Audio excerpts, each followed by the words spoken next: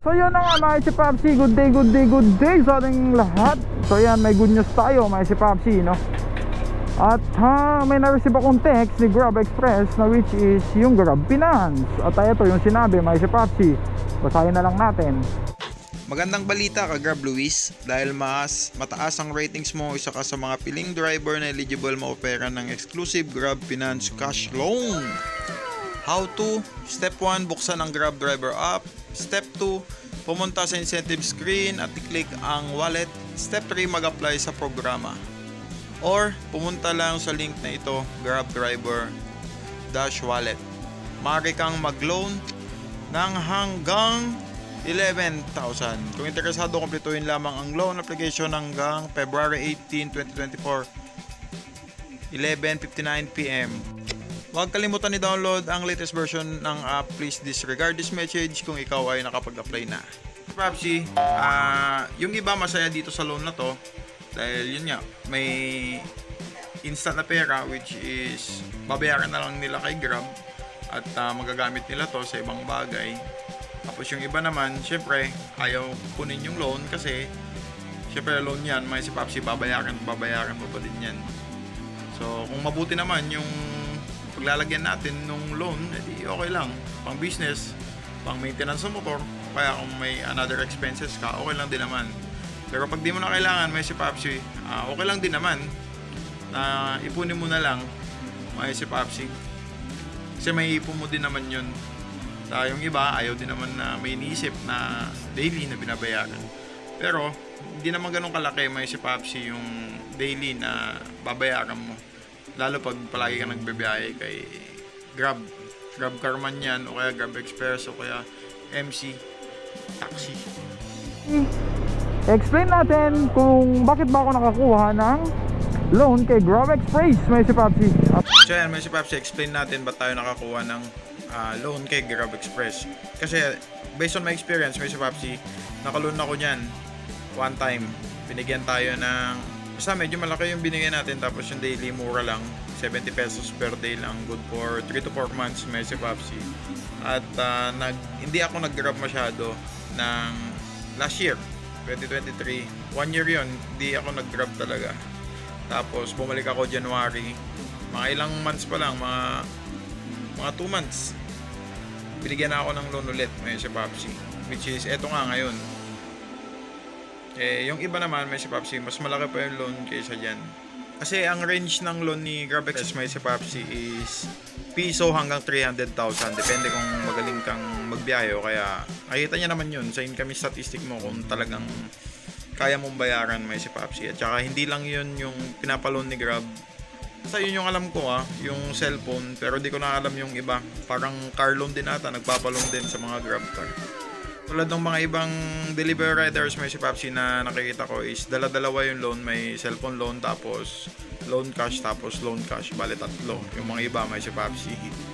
Kaya depende na lang talaga. Qualification lang naman ni Grab may si Papsi para makakuha ka ng loan is dapat nasa kakibiyahe ka na sa kanya within 3 months. Tapos 3 months pataas. Tapos yung 3 months pataas na yun may si Papsi, may mga chance ka nang mabigyan ng loan. Yun yung standard na procedure ni Grab para ma-confirm na ikaw ay eligible nga ba talaga o kaya mo bang bayaran kung bibigyan ka ng loan. Ako may si Papsi, kakabalik ko lang 2 months. Yun, nabigyan ulit tayo ng loan. Madali na lang may si Papsi kasi pangalawa ko na to na loan, kaya madali na lang na i-process ni Grab Finance yung loan na ibibigay sa akin. I-explain natin kung paano nga ba natin nakuha. So yan, binigyan tayo ng loan ni Grab Express ng pinutin natin yung earnings, cash wallet, tapos etong track ongoing repayment, get it now, pinutin natin.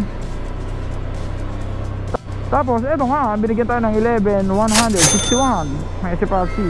Pero hindi ko na lang muna kukunin. Pag kailangan na lang natin, tsaka natin kukunin may si Papsi.